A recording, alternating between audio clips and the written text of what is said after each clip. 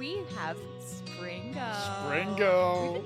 Dandelions are hella nutritious. Yeah, growing Dandelion Microgreens. And a great activity to bring your kids in and to get your kids eating greens. I heard that they need light to germinate. It's free. We know they grow. It's relatively easy. I'm betting you can do them in a tray. A roasted root tastes like coffee or chocolate. I doubt that. Yeah. The Helpful Gardeners, the podcast that digs into the buzziest plant trends and news you need to know, regardless of your growing zone. Colin is a skilled horticulturist with decades of growing experience across Canada. Brandi is the greenest of green thumbs with a love of asking questions. Welcome to our garden nook. We are so close, Colin. First day of spring is almost upon us, and so excited because for two reasons. I saw the blue jay in my neighborhood. I was very excited. I took a picture. I was with my new phone. And you actually got a picture of him this check time. out this guy. Oh, he's Isn't that beautiful. great? Yeah. I actually had to. Is he confirm. hovering around your yard? So or? we see him sometimes. Okay. I think you remember how in a past episode you were talking about how if you want to get blue jays, you might want to do peanuts. So I think my neighbor feeds the birds peanuts, and then I think that's why we have the blue jay sometimes. Yep. But I've only ever seen the one. I don't know. Up your game. Start feeding them like cashews. I'll see your peanuts. You're like, are you a bougie nut eater or I don't know. But I was very excited because I didn't even know what sound they made. It's like a completely different sound I've ever heard. Kind of like the flickering, but different. Last year, I think it was, and it went somewhat viral. And there's a bunch of birds, if I remember it rightly, bunch of birds at the feeder and the blue jay can't get in. Oh my God. And it keeps trying to hop in and they're extremely intelligent and it hops off and somebody's taping it. It's one of those like trail cams. So like good quality, but not the best quality. Yeah. And the blue jay stands there and the blue jay mimics a red-tailed hawk scream. What? All the birds scatter and he hops up to the bird feeder. Do you know that's what I looked up when I was trying to find like a bird sound to dissuade some of the sparrows in our greenhouse from destroying all the houseplants? Yep. I actually looked up like red-tailed hawk scream or whatever, and then it plays in the greenhouse at night. Apparently, that's the scream they use for eagles in the movies. Oh. Because the eagle's scream isn't as majestic as you think. So when you hear that caw of the eagle, apparently it's a hawk. And it might not be the red tail. I'm waiting. I'm not a birdist, so I'm waiting into territory. I don't really know. Yeah. But that's awesome that you saw one. Okay, if you're new to the podcast, we don't just talk about birds. We do talk about gardening on this podcast. And with it being kind of first day of spring coming up, we have Springo. Springo. We've been teasing this for a little while now, and it was just such a cool play on words. And I kind of went ahead, and we worked on this a little bit a while back, just to kind of come up with some ideas for sort of your symbols of spring. Yep. We're going to pop this up on our show notes. It's going to go on the website at goldenacre.ca, so you can check it out on yourself. I'm going to test you on this and see how many you've already done. Okay. Have you seen a robin? Not this yet. No? Not Street yet. sweeper? I feel like it. No, not this yet. If you have, I'd be surprised. Yeah. Well, we had that very dry period Yeah. there, but no, the sweepers still. No, I didn't see them. No. Prairie crocus? No, I know where mine is in my garden. And the other day I was on Nose Hill and I was like staring at every patch. I haven't seen them yet. Not even the leaves coming out yet. Ladybug? Yep. Okay, ladybug. Ding. I saw one coming out of my bug hotel when it was really warm. Oh, that's right. Yep. Spotted gopher? Not yet. Not yet. I did. Did you? I did. Okay, so we're 1-1. Oh, game on. Have you heard a thunderstorm? No, a little early. Have you seen an apple blossom? Nope. Have you spotted a hot air balloon? Nope. Have you had a trip to Golden Acre? Once or twice. Okay, that's good. Have you seen a butterfly? No. No? Nope. Golfer? Not a gopher, a Yeah. golfer. So you know how I live very close to Confederation Park Yeah. and there's that golf course? Yeah. I think I might have saw some guys going to the driving. I'm going to say no because I can't 100% confirm. verify it. Yeah. But I'm pretty sure we did see some. I don't know if their driving range, if they opened it for a couple of weeks or something. So Maybe? Yeah. Question mark? Question mark. Half points. Yeah. Lawnmower. The one in my garage waiting for. No. Have you heard a lawnmower? No. No. Okay. Have you planted a seed? No, actually, I haven't. No, Damn it. cuttings don't count. Lilac bloom? No. No. A baby goose. A baby goose. No. I've seen the big gooses. Yeah. Mushroom. Only the ones that you brought in. Uh-huh. Yeah, I'm taking points. First Mayday flower. Nope. No. Community cleanup. Have you seen any community cleanups yet? Okay, I haven't seen anybody doing them, but I saw the calling notice You for it. Yeah. did? Okay, that's cool. Calgary Parks were doing a call for, I think it was like April 7th or Okay. something. So I've seen the call-up notice, but I Yep. haven't seen anybody doing it. That's cool. Okay. Do I still get points? No. Oh, You have to actually see people cleaning up the community. sorry. Patio drinks. When it was Ghana. nice, 17th Ave. oh, and- on my own patio. Oh, having a okay. You drink. know what? I'll say that counts. Okay, That counts. I'm taking it. A pothole. Yup. Lots of potholes. Yep. Have you snapped a garden photo? Does the photo of the ladybird coming out the bug hotel count? Sure. Yeah, then If it's in your garden, that 2 for 2 with the ladybird. a honeybee. Nope. No, not me neither. Spring bulbs. Your own, not somebody else's. Oh, I know exactly what you're going to bring up. You're like, somebody sent me a photo of one. That doesn't count. That's their photo. They get to mark off on Springo. You don't. okay, you know what? I'm glad you established that because that's a fair ground rule. That is a fair ground rule. That is a fair You ground. can't team up on this. Exactly, because you could have a friend in like Vancouver, like California. You're like, check. Yeah, check, exactly, check. exactly. Yeah. So no, but I certainly poked around my yard hard. I was like even pulling soil back. Oh, you're like cheating. Yeah, but nothing. And Yeah. the last one, dandelion. Nope. No, me neither. But that does bring us into today's topic. And it's all about this cool thing I saw on the internet about growing dandelion microgreens. There's if you're thinking about reverse engineering dandelions, that's the way to do it, right? I feel like dandelions have such bad PR, especially in Alberta, because they grow up as a weed and they're everywhere, and then they become poof balls, and then Yep. they spread so easily. They just grow so well here. But I saw this great video, and they were talking about how you take the seeds from a dandelion, and then you grow them, and then you just take the little like leaves that shoot up, Yeah. and they're not as aggressive as a big dandelion. They taste amazing. Dandelions are hella nutritious. Yes. Like they've got all kinds of vitamins and minerals. Yes. Yeah, they've got vitamin A, C, K, calcium and iron, and my God. antioxidants.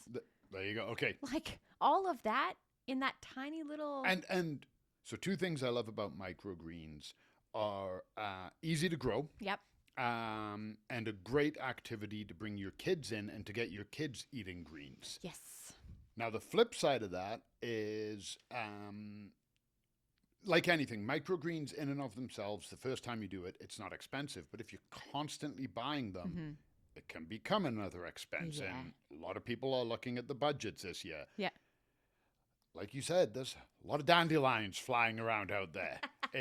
It's not that hard to gather dandelion seeds. Yeah, it really isn't. I mean, I know you were talking about how you're naturalizing your lawn in many ways and leaving those dandelions just kind of like live it out. I mean, they're great for pollinators, like you mentioned, and maybe if you were to grab some of the seeds, maybe they might spread less to your neighbors if you're harvesting them. Absolutely, right? Yeah, they would. And I have eaten dandelion. I don't like dandelion tea. No, not a fan of the flavor. Apparently, how would you describe the flavor? it's the bitterness, but it's not a good bitter. Oh, Yeah, like you know how there's like kind of 2 different bitters. There's like the bitter sweet, and you're like, oh, I'm enjoying like a coffee? No, bitter. Coffee is a good bitter. It's like dark it's chocolate. it's like an acrid bitter, Acrid. like acidic. Like Oh. you get it, and it's like you don't want it. It's not like a good as like coffee. You like listing things that I like. You're like dark chocolate, coffee. I'm like like celery. it's very earthy. I like the earthy tone. I've eaten dandelion greens before, absolutely, but I'm always like, I don't want to harvest them out of my yard, and the reason for that is in the front yard. I don't know what dogs have come in, and I have a dog, and in the backyard, he's running around like he knows not to dig holes in my beds or pee on my plants. But obviously, he pees on the grass, the lawn area. Yeah. I kind of don't want to eat those dandelions. Yeah, I don't know if you can really like wash those too much. Even Actually, that's a very valid point. Yeah. Let's first starting off this conversation by talking about the disclaimer. dandelions are subjected to, dogs, pet urine, that kind of thing, a lot of foot traffic, a lot of chemicals, especially if you're going out to the different parks that we have around the city. So, there's a lot to watch out for sure. And it's not like you can go out to a garden center right now anyway and buy dandelion microgreens. Yep. Like that's just not something that I've seen. And for a plant that's easy to grow and so hella nutritious, it's actually surprising that you don't find bags of dandelion greens at the grocery store. No, but also I think that that's just a matter of the PR that's behind the dandelion, right? It's like people just like, if I was buying for a grocery store, I'd be like, well, people don't really like dandelions. So like, are they actually going to eat it? And you know what? We're talking about big stores. Maybe you could find them at like your other stores, like Community. Oh, yeah. Yeah, that's true. It depends, I guess, because good point. Like you have that demographic, probably a large part that are like dandelions, no. But then you've probably got the other people that are like dandelion. Because I see dandelion tea. It is on the shelf constantly. Sure. And I liked what you said there. They are sprayed homeowners and municipalities. Yeah. So this is a great way of doing it, is harvest those seeds and grow your own. Yeah. And you get all of the nutrition. And it's free. We know they grow. It's relatively easy. I'm betting you could do them in a tray just outside. It wouldn't even take counter space. Yeah, exactly. And you've got a great point. So say you do have the dandelions in your yard. You let it go to seed, and then you pull those seeds, and then those seeds should be fine to use, assuming you haven't done any chemical sprays. Bring them inside, and then, like you said, you want to use a shallow tray, drainage holes, and then fill it with organic soil or coconut coir, that kind of thing. Then you want to plant them.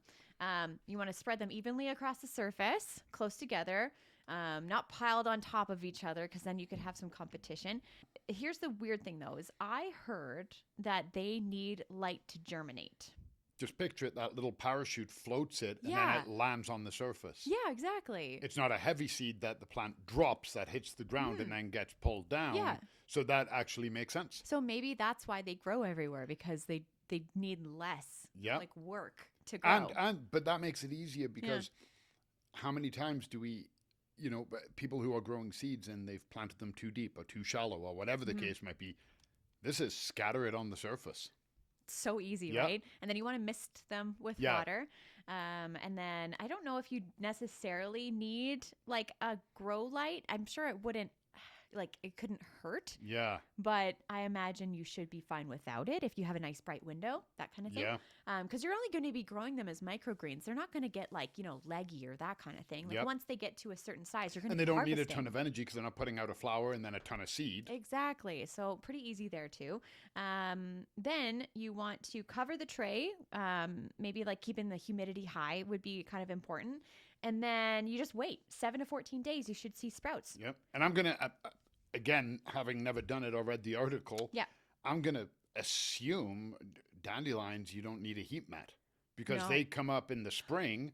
The soil is quite cool. Yeah. They might actually be adverse to it, especially if they need more moisture. It's drying out too quick. So I would forego the heat mat on mine. Yeah, very valid point. I'm glad you brought that up because they said that if you do use a heat mat, it could make things a bit more bitter. So they do like to be on the colder side. Okay. Yeah. So it makes it more bitter with heat. Yeah, right? Figure that one out. Okay. Dandelions. Normally when I'm warm, I'm a lot less. When I'm cold, I'm bitter. I'm like, stupid winter. I hate it. Exactly. But once they're sprouted, you can remove the cover and then you have them sitting under light 12 to 16 hours a day, water from the bottom. And then when they're like 2 to 3 inches tall, so you're looking at around 20 to 30 days, you just use sharp scissors and then you cut them from the bottom and then you can eat them. I feel like you could do so many things with this. You can make them a salad or sandwiches. Like, maybe you like the tea. Yeah, exactly. I've heard that they have sort of like a reminiscent of arugula taste when they're not that bitter. Because arugula's got a bitterness to it, but it's a good bitter. I love arugula. I love arugula too. But I can, because again, I like balsamic vinegar. I like arugula. Yeah. I like that. But the dandelion, I've eaten dandelion maybe twice in my life, and it wasn't, I don't want to say it was bad, but things like cilantro, okay? A tiny little bit, sure, but it can become overwhelming very fast. Same with the dandelions. Yeah. I found that it can be, but apparently every part is, it's one of those plants that every leaf root, stem, and flower are all edible. Yeah. So So nutritious. Yep. Like that's the thing is I don't know if I'd want to adventure into the big one. I don't think my palate is advanced enough to do the dandelion, but I think this would be like a nice little introductory, right? Can you last question here, because I'm really curious now. Like I when they make dandelion tea, I've never looked. Is it dandelion root or is it dandelion leaf? That's a very good point. Because actually. teas, when you think of traditional tea, it's leaf. Yeah. But I know there are certain teas that they do use the root, and there's nutrition there, because if it's the leaves and you're doing microgreens, and maybe that I would try as a tea. Mm-hmm. Yeah, they said that you can steep fresh or dried dandelion parts, flowers, leaves, or roots in boiling water for 5 to 20 minutes. Oh, so it's any part. Yeah. Interesting. And then okay. they actually say strain it and sweeten with honey or lemon. Yeah, and I don't really sweeten things. I don't either. So that's my okay. Dandelion tea. I'm gonna give you another chance. And they said roasted root tastes like coffee or chocolate. I doubt that. Yeah, that's too much of a PR. Maybe to somebody's palates, but that's not for me. They said that the yellow flowers have a light sweet flavor, and the leaves have sort of a slightly bitter, earthy taste, like you were mentioning before. Yeah, that's the one that I've Yeah. don't think I've ever had the flower, to be honest. I know so it was a guy I knew in Montreal, and he used to harvest his dandelions and he'd make salads. Yeah. And that's where I ate them. Mm-hmm. And again, it wasn't bad per se. It's just not my flavor profile, and it was quite overpowering. Yeah. But hella nutritious, and microgreens, they pack a punch for a small amount. So I'm down. I'll try something. Okay, maybe this should be added on our Springo sheet. Is there anything on here that you won't do? But that, I feel like that isn't going to be fair, because I feel How about like the pothole one, because that's not gardening related. but I feel like I'm going to be the one who grows all the dandelions, and then you're going to eat them and drink them, and then you're going to check it off your spring. Oh, right. That's against the rules, isn't it? Oh, but you know what? It gives me another one. What? Plant a seed. Hey! I will have Now we already- just need to find a dandelion. Yeah, because I will have already done my seeds. I'm starting my depression garden seeds this week. Oh, yeah. Hey! Yeah. Ooh. So I've already got a few checked off on that. Okay. Well, if you try this, let us know in the comments below. Yeah, and we're going to put up this Springo sheet over on our website again, goldenacre.ca/podcast, and you can download it and follow along with us this spring. This podcast is brought to you by Golden Acre Home and Garden. Find seasonal inspiration for your home and garden in Calgary, Alberta year-round. Visit goldenacre.ca. The comments and opinions expressed by the helpful gardeners on this show are our own and do not necessarily reflect the views of Golden Acre Home and Garden. For more information on everything we covered today and to leave us a voice note, visit goldenacre.ca/podcast. The Helpful Gardeners are on Instagram @TheHelpfulGardenersPod. Keep on growing, gardeners!